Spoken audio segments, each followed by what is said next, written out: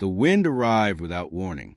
One moment, the sky above Custer County, Nebraska, was a flat, pewter gray, the kind of cold stillness that fools a man into thinking the worst has already passed.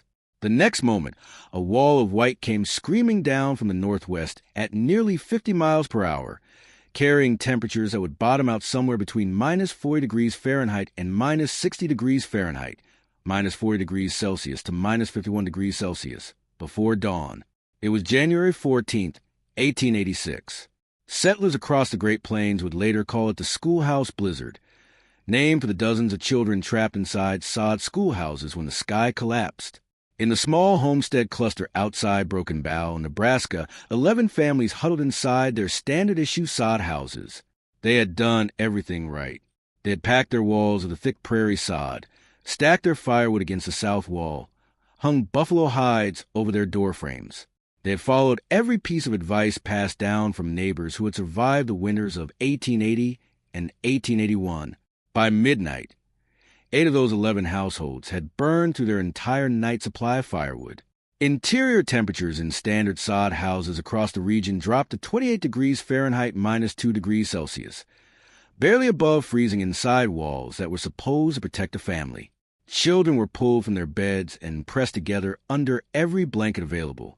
One local account, preserved in the Custer County historical records, describes a father burning his own chair legs to keep his infant daughter alive to the final hours before dawn. But on the eastern edge of that same cluster homesteads, one structure held. Not comfortably, not perfectly, but it held in a way that would be talked about for years, in the way that true things are talked about quietly by people who are not quite ready to admit they were wrong. The interior of that structure never dropped below 41 degrees Fahrenheit 5 degrees Celsius that night. It consumed less than half the firewood used by any neighboring home, and it was built, in large part, from something the rest of the settlement had spent months laughing at: tumbleweed.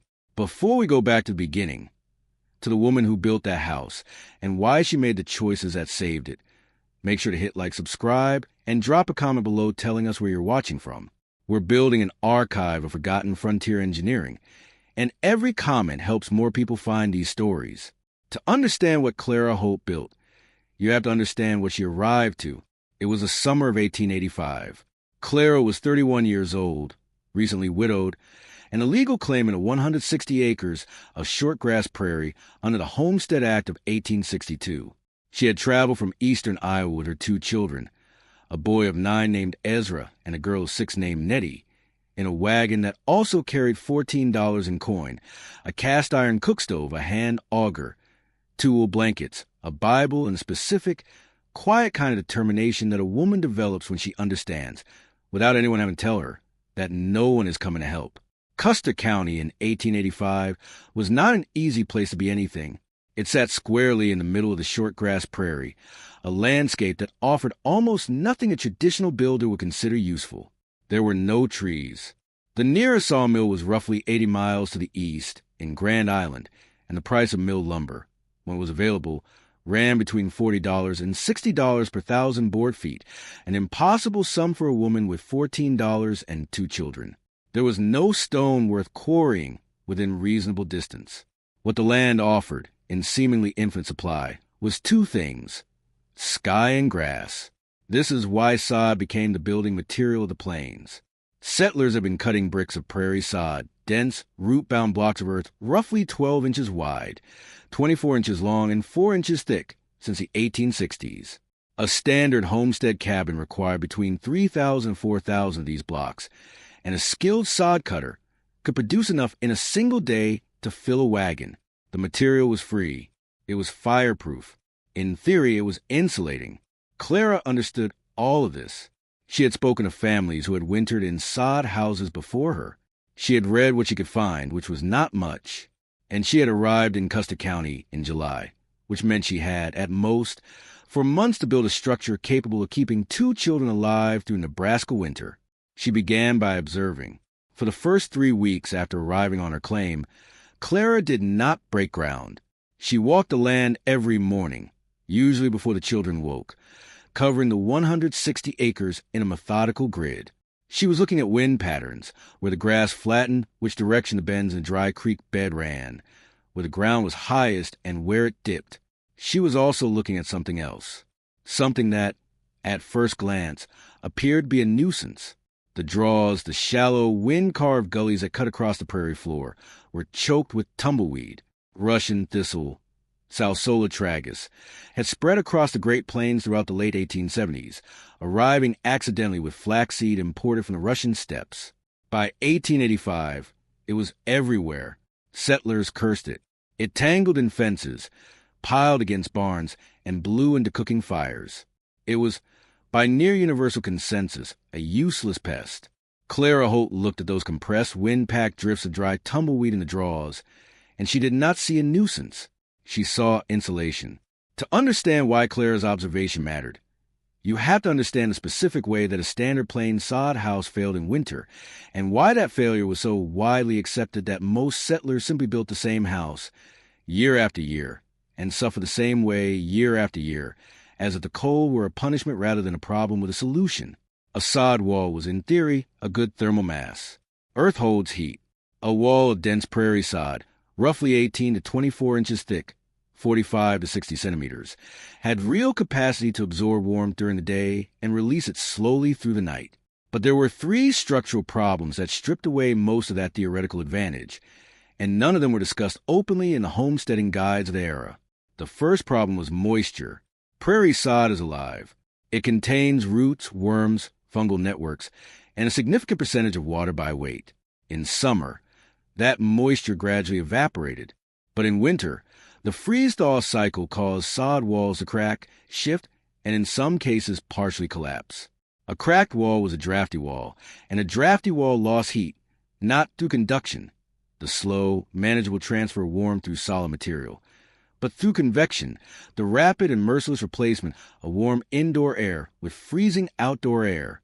Local accounts from Custer County in the 1880s described sod houses where occupants could feel wind on their hands while standing in the middle of the room. The second problem was the roof. Most sod house roofs were constructed from a ridge pole and several horizontal stringers, usually cottonwood branches, the only locally available wood, covered with brush and topped with a single layer of sod. Cottonwood was weak. Under snow load, these roofs sagged, cracked, and leaked. Heat rises, and a leaking roof negated much of whatever warmth the walls provided.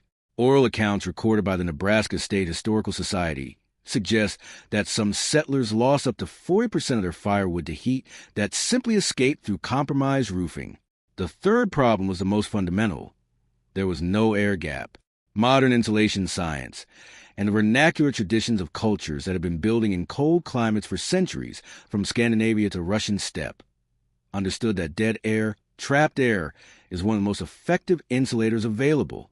A wall that is simply dense is not the same as a wall that traps air.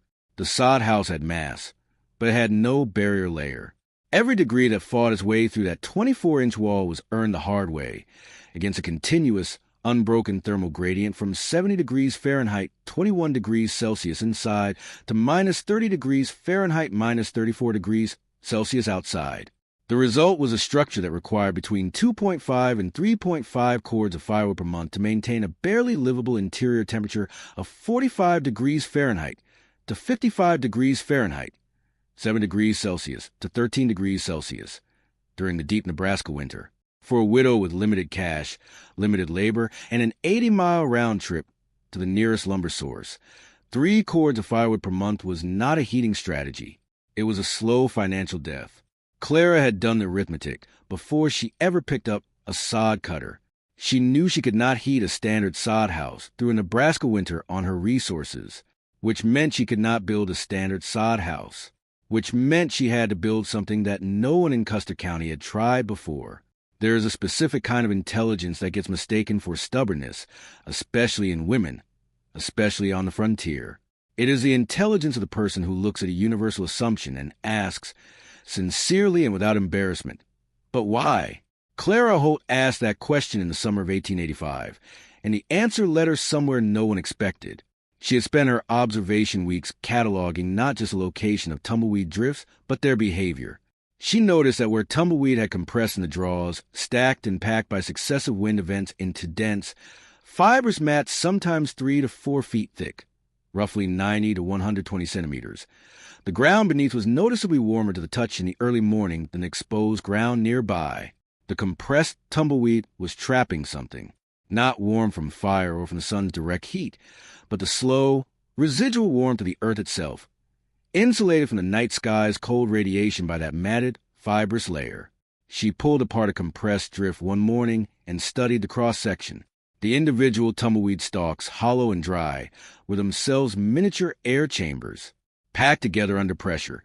They created what a modern building scientist would recognize as a loose-fill insulating layer, not unlike the cellulose insulation made from recycled newspaper that became popular in the late 20th century, or the mineral wool insulation used in European passive house construction.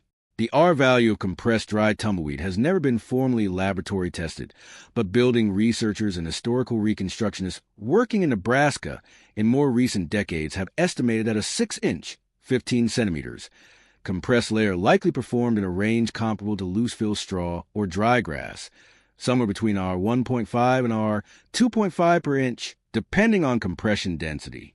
This is not a dramatic number by modern standards, but packed 12 to 18 inches, 30 to 45 centimeters, deep between two sod walls, it represented a meaningful thermal barrier that standard single-wall sod construction simply did not have. Clara sketched her design in the back pages of her Bible, the only paper she had available, in the margins around the Book of Job, which her daughter Nettie would later describe as fitting, considering the neighbors. The concept was a double-wall sod construction, an outer wall, standard sod blocks, 12 inches thick, a gap of 10 to 14 inches. An inner wall, thinner sod blocks, 8 inches thick, the gap between them filled with tightly compressed tumbleweed bales, which Clara planned to cut and bind herself using strips of dried prairie grass. The roof would follow a modified approach, a standard cottonwood pole structure, but covered first with a thick layer of tumbleweed before the final sod cap, creating an insulating buffer between the living space and the sky.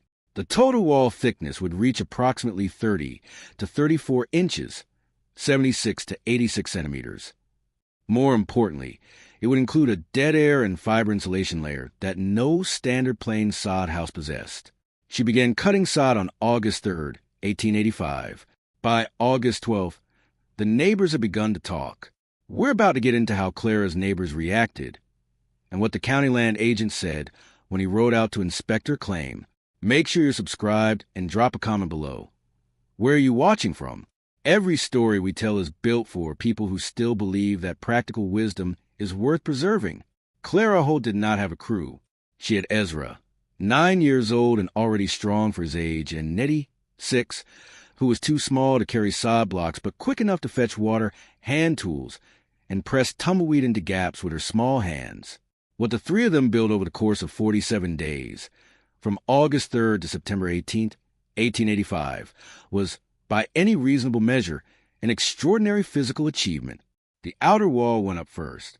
Clara cut her sod blocks from a low-lying section of her claim where the root systems were thickest, buffalo grass and blue stem, densely interwoven, producing blocks that held together under stress better than the looser topsoil near the draws.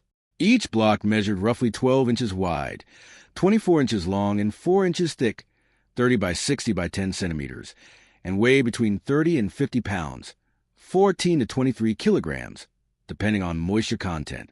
She stacked them in a running bond pattern, each course offset from the one below, like brickwork, to eliminate vertical seams that could act as cold pathways through the wall.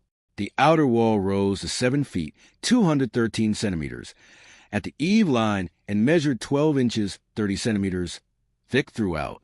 Then she built the inner wall, set 12 inches back for the outer face, using thinner blocks cut to roughly 8 inches, 20 centimeters, thick. This inner wall was lighter and faster to build, and it formed the cavity that was the heart of Clara's design. The space between the two walls, 10 to 12 inches, 25 to 30 centimeters, wide, running the full perimeter of the structure, was a thermal gap no standard sod house possessed. Filling that gap was Ezra's primary job for nearly 3 weeks. Clara had spent several evenings in late July preparing what she called her bales, compressed bundles of tumbleweed approximately 10 inches wide and 18 inches long, 25 by 45 centimeters, bound tightly with twisted strips of dry blue-stem grass. Each bale required 2 people to compress firmly before binding. Clara would press from above, while Ezra held the sides. Nettie tied the grass strips. Local oral accounts preserved through the Broken Bow Homesteaders Memory Project describe a neighbor woman who passed the claim one afternoon and saw the 3 of them working in the August heat. The mother pressing down on a pile of dead tumbleweed with her full body weight, the boys straining to hold it, the small girl tying knots, and told her husband that evening that the widow Holt had lost her senses entirely. The bales were packed vertically into the wall cavity, course by course, as the inner sod wall rose. Clara tamped each layer down with a fence post before adding the next, achieving compression density she estimated by feel rather than measurement.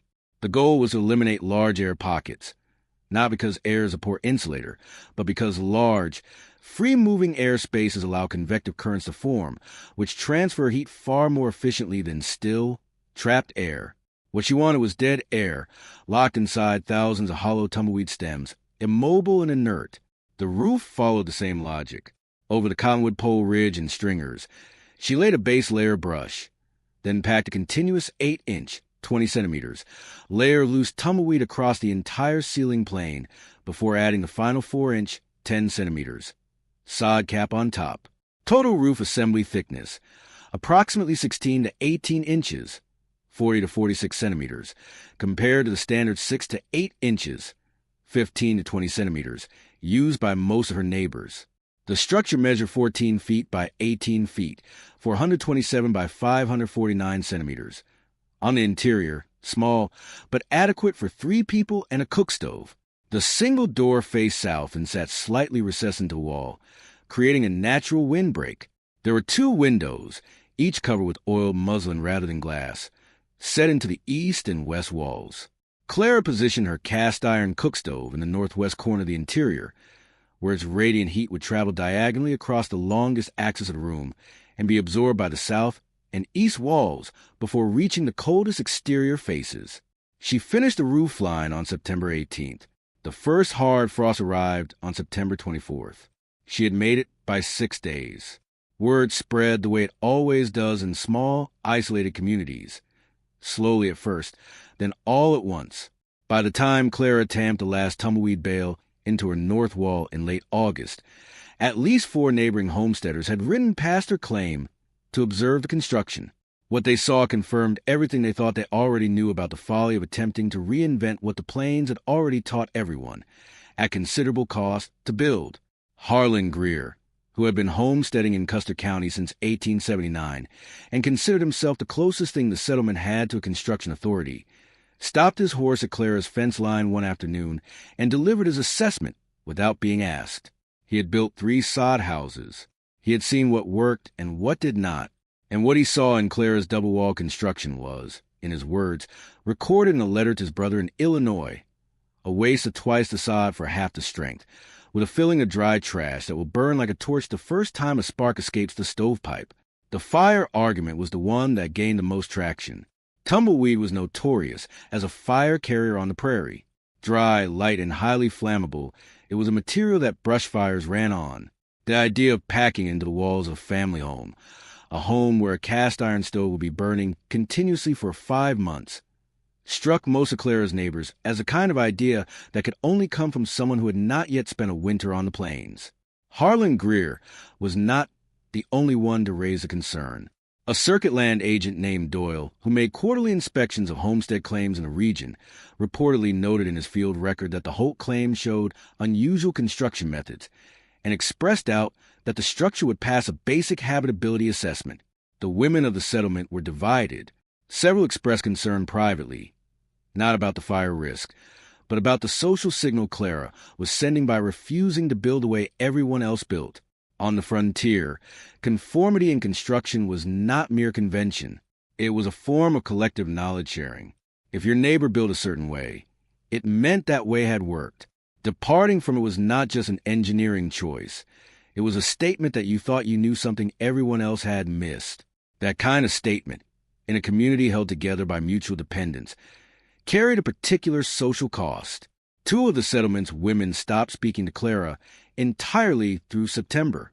A third offered to let Clara and her children winter in her family standard sod house, an offer that Clara declined politely and that was interpreted correctly as confirmation that she intended to stay in her tumbleweed walls regardless of what anyone thought. Only one person in the settlement withheld judgment, an elderly Bohemian immigrant farmer named Vaslav Sedlacek, who had been on his claim since 1881, watched Clara's construction from a distance for several days before riding over and asking, through halting English, to see the wall cavity. Clara showed him. He ran his hand along compressed tumbleweed bale, pressed it, felt the resistance. He said nothing for a long moment. Then he nodded once, turned his horse, and rode back to his claim. His wife told Clara later that Vaslav had said that evening at supper that the Holt woman was building the way his grandmother had insulated root cellars in Moravia, packed fiber between two layers of earthen wall.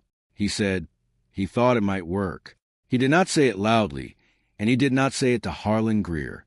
By October, the construction was finished, and the settlement had largely moved on to the more immediate concerns of harvest and winter preparation. Clara's tumbleweed house stood on the eastern edge of the claim cluster, unremarked and unresolved, an experiment waiting for a verdict. The verdict arrived in January. January 12, 1886 was clear and cold, with temperatures running around minus 15 degrees Fahrenheit, minus 26 degrees Celsius during the day. Severe, but not unusual for a Nebraska January. The children in the settlement were still walking to the small sod schoolhouse a quarter-mile to the north. Firewood consumption across the homesteads had been running at roughly 2 to 3 cords per month, and most families were managing, though supply was thin. On the morning of January 13th, the sky to the northwest changed color. There is a particular shade of yellow-gray that experienced plains settlers learned to recognize and fear. It is not the gray of ordinary cloud cover. It is a dense, luminous, somehow both flat and deep color that appears when an Arctic air mass of exceptional size and velocity is reorganized in the atmosphere at low altitude. By midday on the 13th, 3 of the older homesteaders in the settlement had already begun doing the calculations, counting their remaining firewood, checking their roof seams, deciding which livestock could be brought indoors. The schoolhouse blizzard made landfall across the Central Plains on the afternoon of January 13th and did not relent until January 15th. It remains one of the most lethal weather events in Great Plains history, responsible for an estimated 235 to 500 deaths across Nebraska, Dakota Territory, Kansas, and Minnesota. The wind speed at its peak has been recorded in regional weather observations from the period at between 45 and 60 miles per hour, carrying a temperature that bottomed out, in the Custer County area, somewhere between minus 40 degrees Fahrenheit and minus 60 degrees Fahrenheit, minus 40 degrees Celsius to minus 51 degrees Celsius, with wind chill. The effective cold exposure on any unprotected surface was near the limits of what human biology can endure. Inside the 11 homestead structures in Clara's settlement cluster, the night of January 14th unfolded with a terrible uniformity. Standard sod walls, cracked by the autumn freeze-thaw cycle, admitted drafts that no amount of hung hides or stuffed rags could fully stop. The convective heat lost through those cracks was rapid and relentless. Families burned through their overnight with supplies within 4 to 5 hours of the storm's peak. By the early hours of the 15th, interior temperatures in at least 6 of the standard sod houses had dropped to between 25 degrees Fahrenheit and 32 degrees Fahrenheit, minus 4 degrees Celsius to 0 degrees Celsius. The Greer household burned 2 wooden chair legs and a section of interior shelving before dawn. One family, the Nolans, whose roof had partially collapsed under snow load, spent the final hours of the blizzard huddled under their overturned wagon bed inside the structure. Clara's house registered no collapsed roof. The double sod wall, backed by compressed tumbleweed bales, did not admit drafts through cracks, partly because the tumbleweed filling acted as a secondary wind barrier even where the outer sod face had shifted, and partly because the inner sod wall, protected from direct freeze-thaw stress by the insulating cavity, had remained more structurally stable through the autumn than the single-wall constructions around it. The cast-iron cook stove, fed at Clara's calculated rate of roughly half a cord per month, rather than the neighborhood average of 2 to 3 cords, maintained an interior temperature that Ezra, who was old enough to read a thermometer, recorded in pencil on the inside of the doorframe as 41 degrees Fahrenheit 5 degrees Celsius at the coldest point of the night, and 54 degrees Fahrenheit 12 degrees Celsius after the morning fire was stoked. Across the settlement, the range of recorded interior temperatures for that same night ran from 25 degrees Fahrenheit to 34 degrees Fahrenheit, minus 4 degrees Celsius to 1 degree Celsius, in the worst affected structures. The difference between 16 degrees Fahrenheit and 29 degrees Fahrenheit, roughly 9 degrees Celsius to 16 degrees Celsius, warmer inside Clara's walls and inside the neighboring homes at their coldest points, was not a minor variation in comfort. In the context of a minus 60 degrees Fahrenheit wind event with no prospect of outside rescue, that gap was the operational difference between a livable shelter and a survival emergency. Harlan Greer rode over on the morning of January 15th. Once the wind had dropped enough to move between properties, he stood in front of Clara's house for a long moment without speaking. Then he asked if he could come inside. Clara let him in. He stood by the cook stove for several minutes, warming his hands, and looked at the walls. He did not say anything about the tumbleweed, but he stayed for an hour. In the spring of 1886, for families in the settlement cluster asked Clara to walk them through her construction method. She did, without reservation, spending portions of 3 separate afternoons explaining the wall cavity dimensions, the compression technique for the tumbleweed bales, and the roof assembly sequence. She drew diagrams in the dirt with a stick. She showed them where to find the densest tumbleweed accumulations on the leeward side of draws, and how to test compression by pressing a bound bale against the ground. If it gave more than an inch under full body weight, it needed more material. By the following autumn, at least 3 new homestead structures in the wider Broken Bow area had incorporated some version of Clara's double wall or insulated roof technique. Oral accounts recorded decades later by descendants of those families describe the modifications ranging from full double-wall construction to the simpler adaptation of packing tumbleweed into existing roof assemblies before the final sod cap, a change that reportedly reduced firewood consumption by an estimated 20 to 30% in the structures where it was tried. Vaslav Sedlacek, the Bohemian immigrant who had nodded at Clara's wall cavity in August, rebuilt his own roof in the spring of 1886 using the insulated method. His daughter, in a letter written in 1931 and preserved in the Custer County Historical Archive, wrote that her father considered it the one improvement that made the homestead survivable. Harlan Greer never publicly discussed what he had seen when he warmed his hands at Clara's stove on the morning of January 15th. But the sod house he built for his son on an adjacent claim in 1887 had walls that were noticeably thicker than his previous constructions. Whether they were filled with tumbleweed, no record confirms, but they were thicker. Clara Holt proved up her homestead claim in 1889. The legal 5-year residency requirement met. The land hers.